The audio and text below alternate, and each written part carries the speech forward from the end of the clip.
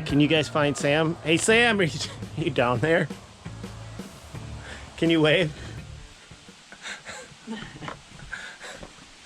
There he is. There's just hanging out. There's his work zone, guys. So today's project is somewhat of a doozy. We've got to build a retaining wall underneath an existing porch. There is a rotting timber wall that's there right now, and it's falling down, and it's about to take the porch with it. So we've got to undercut beneath this foundation, remove that timber retaining wall, and then build a new one. And there's just no room to work. There's only about 4 foot of clearance beneath this deck and this 3-season porch or 4-season porch. So if you look real close, you can see one of my guys crouched down underneath the porch right there. That's where the retaining wall is that we have to get at.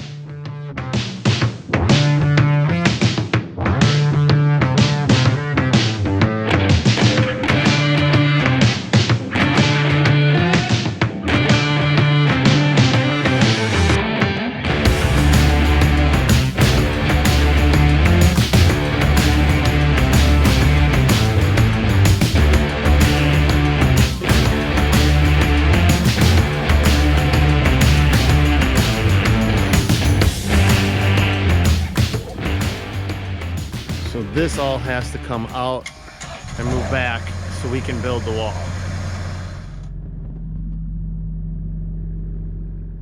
So I'm gonna guess that there'll probably be a few people commenting just how slow he's operating. And here's the challenge I wanna put to you.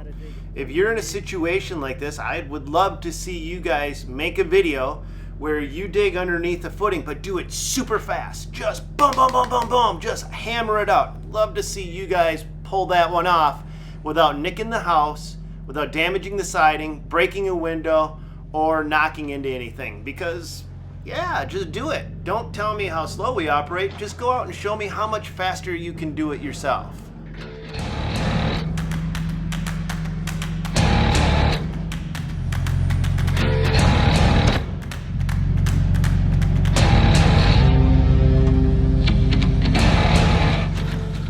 You see, I don't like my guys rushing on stuff like this because I know the extra few hours it's going to take for them to dig this out without damaging anything would cost me less than if I have to try to replace siding. See, the problem is when you replace siding on a house, if you nick a little bit of it and you can't color match it perfectly, you've got to replace all of the siding around the entire house, and that gets to be pretty expensive. Been there, did it, done it. Rather have the guys go slow than go too fast and damage something.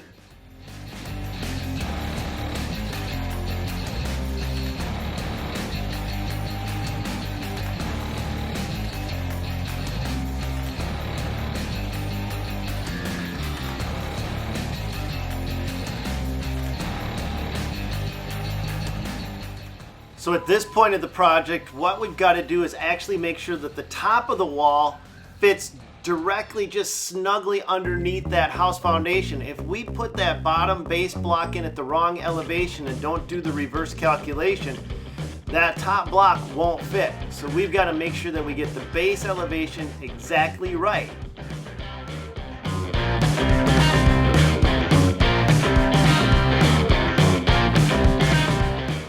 Now, most of you guys that have built retaining walls know that this part of the project is the most time consuming. Takes the longest to do. That's what most time consuming basically means. But you've got to get this part right or the rest of your wall will fail.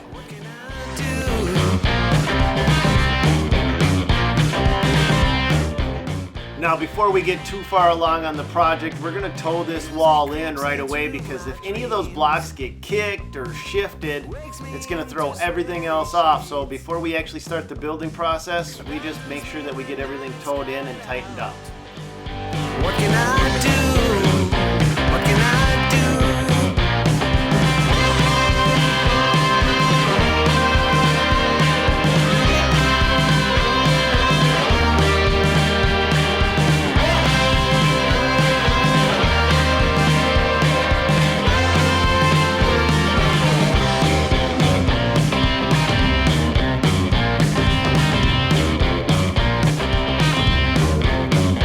So I better use my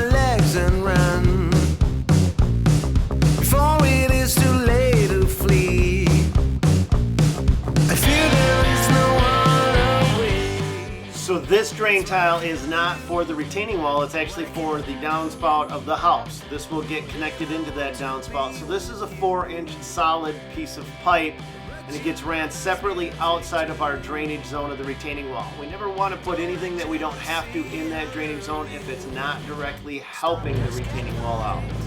Stop this, get by.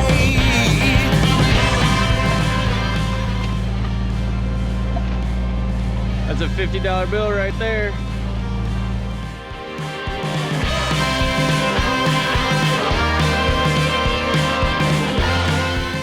So now we're getting to a tricky part of the job, and we're going to actually show you what that is, and that's stepping down a base. Stepping up your base, easy cheesy. Stepping down your base, not at all.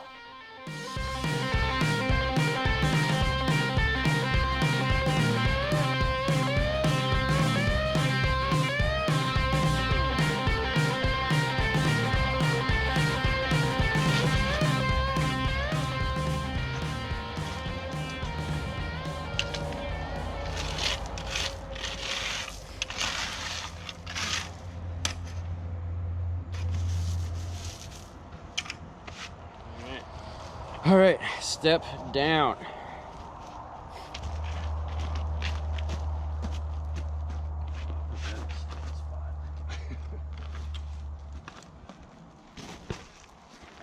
So I'd like to take this opportunity to introduce you a little bit more to a couple of my guys. The guy in the gray shirt, his name is Blaine, and he's over 50 years old and has an actual master's degree in mathematics. That's pretty much right on the nuts there for being level in the front. Yeah, we're about an inch high A little though. high.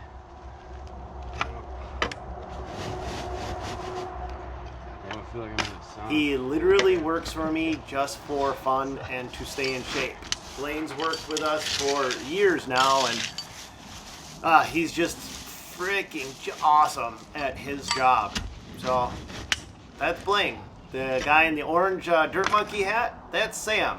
He's new to us a couple years ago, but fiery go-getter. What a great guy he is as well. You know, I really appreciate my crew, love these guys. Without them, none of this stuff would be possible. So you'll get to see these two get this base block in. I'll shut up now.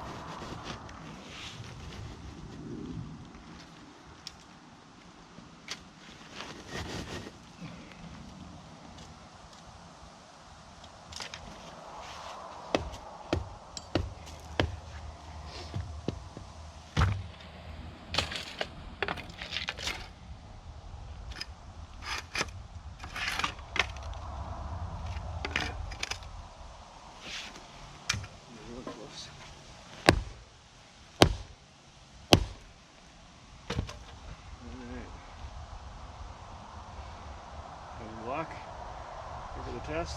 Do the test. I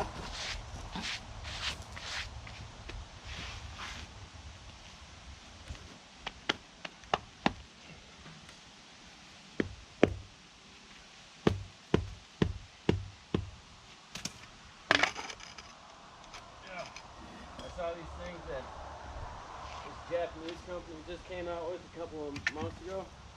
What's that? It's a personal air conditioner. It's like on a belt, right? You wear like this long sleeve thing. You tape the sleeves around your hands there. Yep. And then it's Close like up your shirt. it clips on the back here and it recirculates. It's it's for like the factory workers and stuff. So hint, hint, Stan. That's pretty damn close. Really close.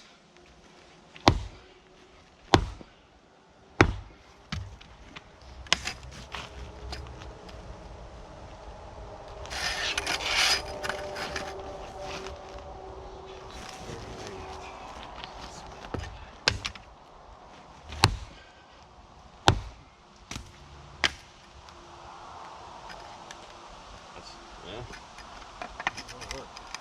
Look at that.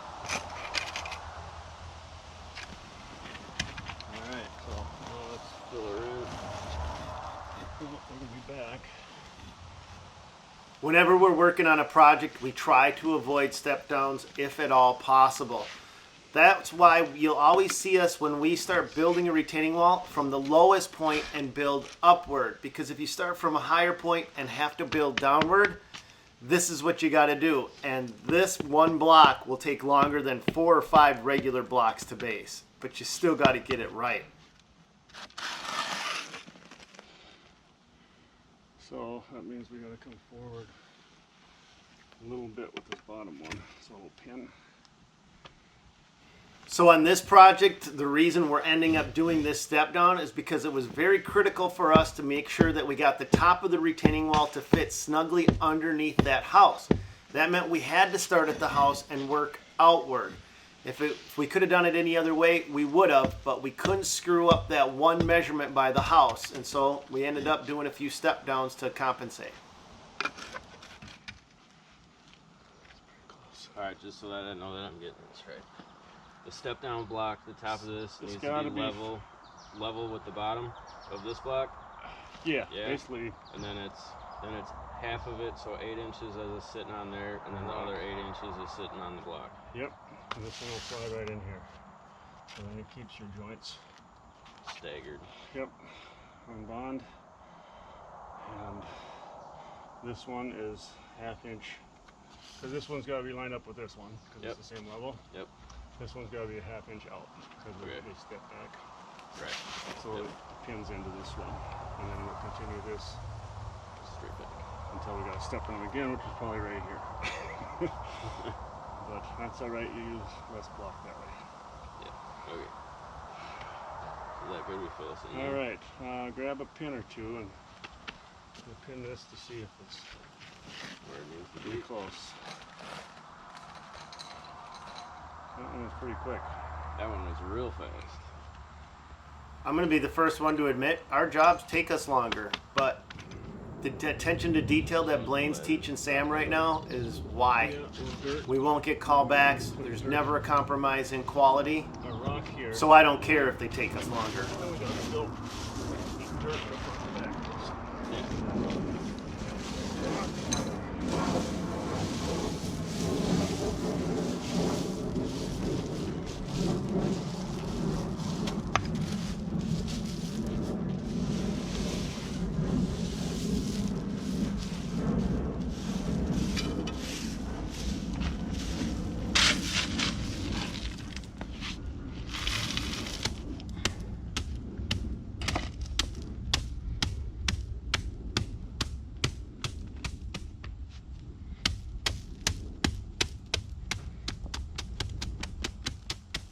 So this isn't done yet. They've got to fill in the space between the block they based and the block that's on top of it with rock and get that level so they can slide the block over on top of that rock so that we can complete the step down.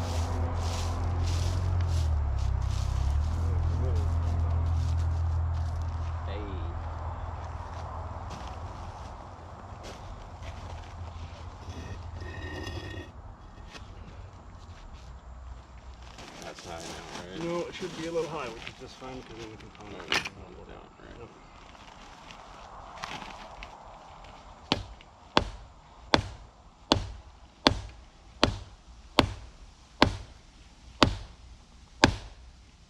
That looks pretty good.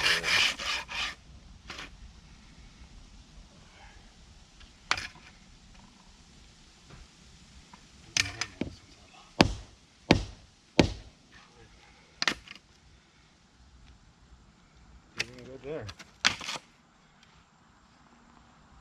Right there. Nope.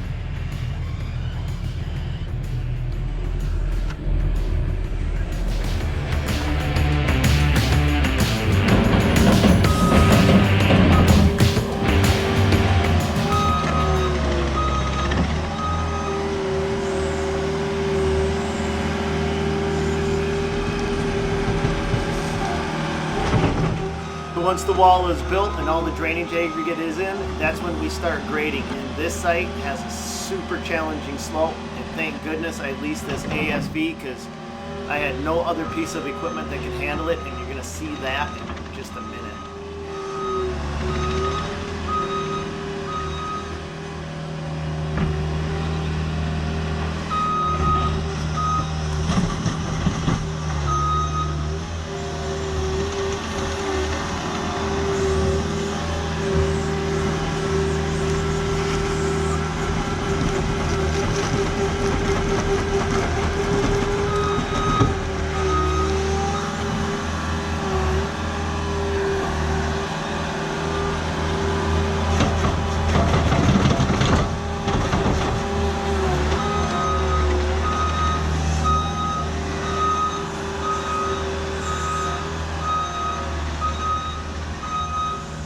And we are using small buckets on purpose because this is detail work.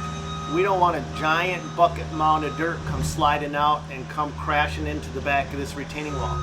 We only want to get a certain amount of dirt back there, get it placed, graded, and then come back again and add a little bit. This is not one of those mass moving operations. This is more finesse, just trying to get it exactly right without wrecking anything.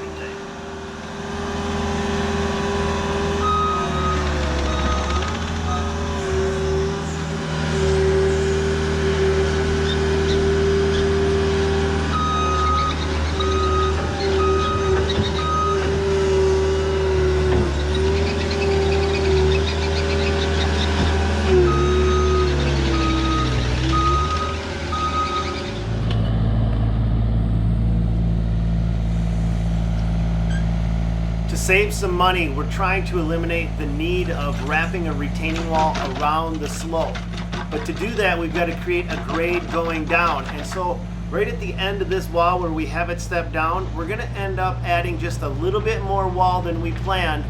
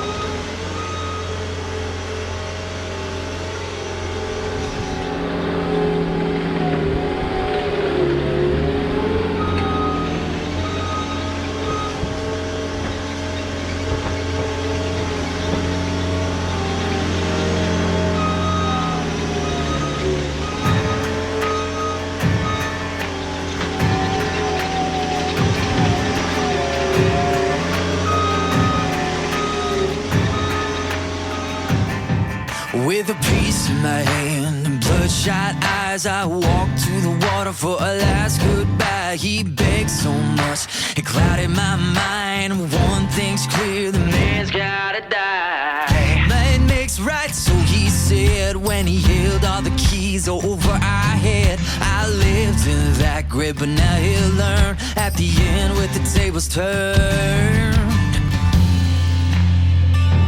Lord, forgive me. Take me on down the river where the guilt can't find a red-handed sinner. On where the grave can't cry out, 'cause I done wrong.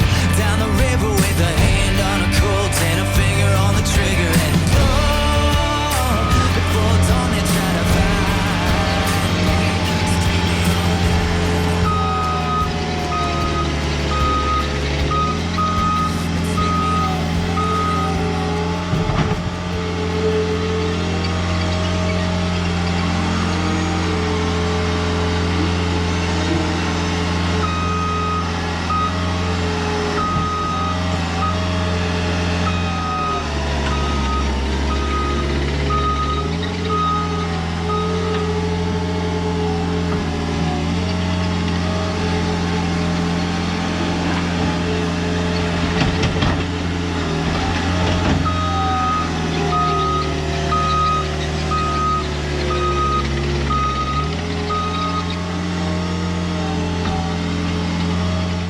the grade's done, it's time to cap the wall.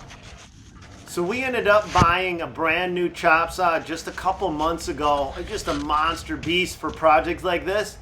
But this is what the guys still use. This little DeWalt 9-inch battery-powered concrete saw.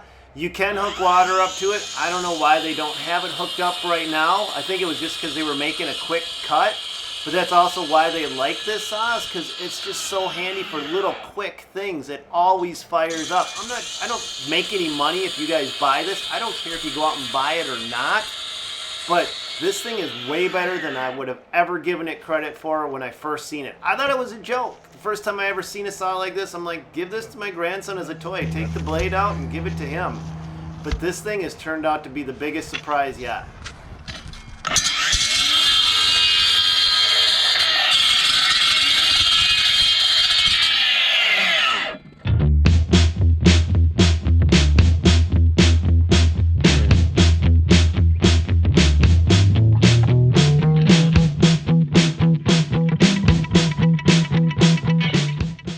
So if you look closely, you'll see Sam is actually underneath the porch, gluing the caps under there. There's literally just inches to spare there. That's why we had to get that first calculation just right, because there was no room for error.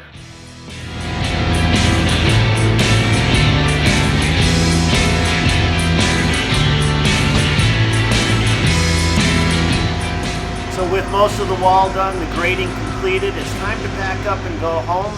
But we're going to have a little bit of fun before we take off on this project.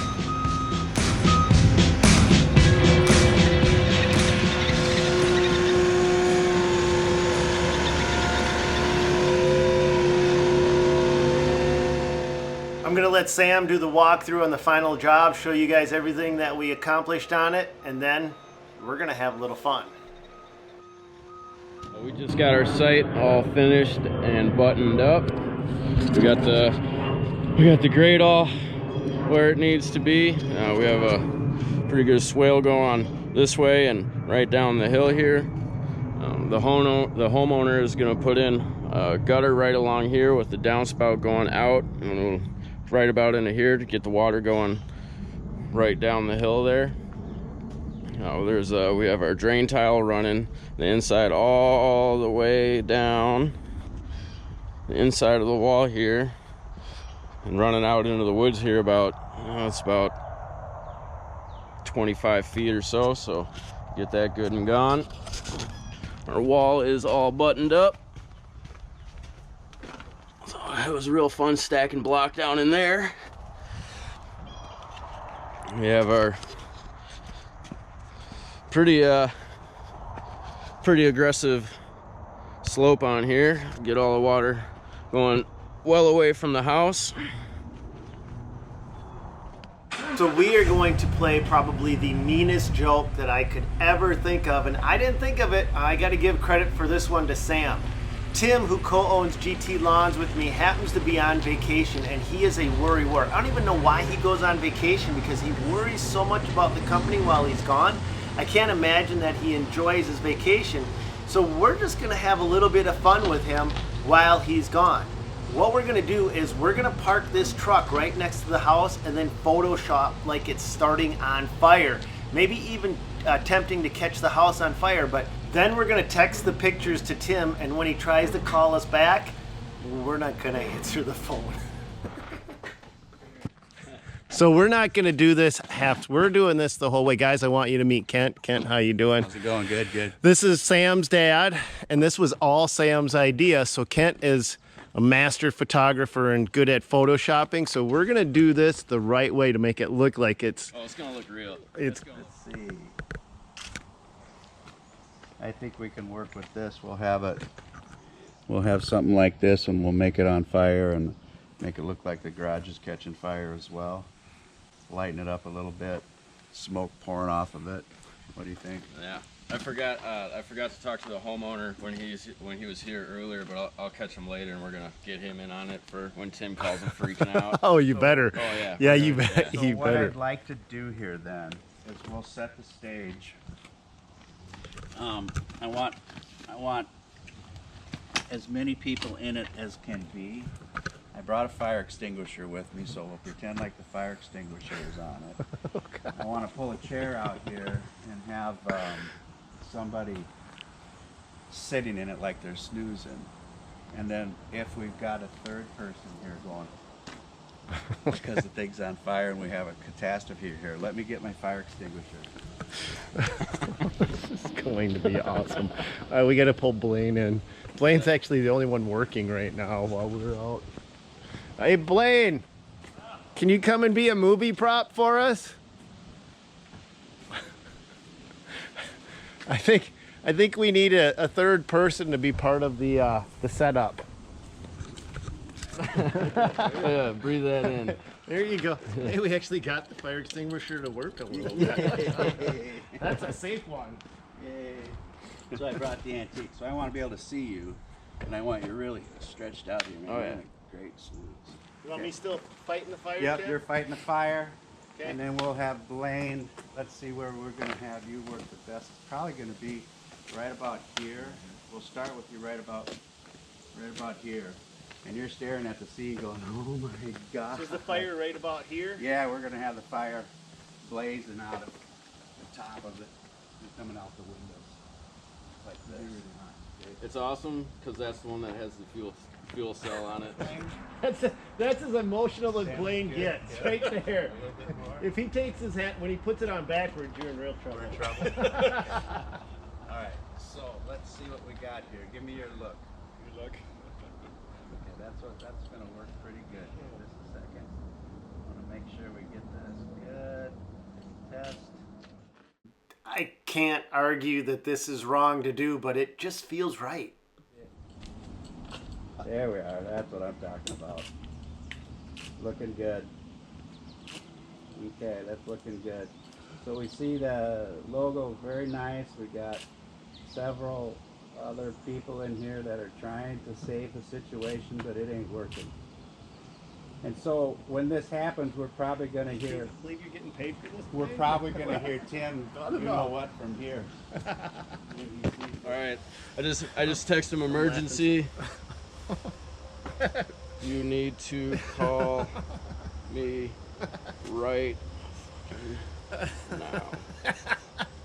Oh, dude, we All right. are the meanest All right, crew ever. I don't. Hey Tim, Hey, buddy. how's your vacation going? It's going good. Hey, there's waves in Sam's arm on that picture. Well, you got me for a second there.